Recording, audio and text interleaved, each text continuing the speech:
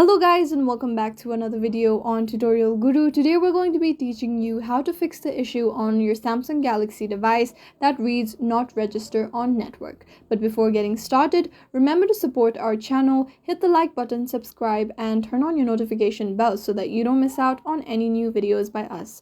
Without further ado, let's get started. So the first thing you're going to do is head on over to your settings. For that, simply scroll down from your home screen, tap on the gear icon.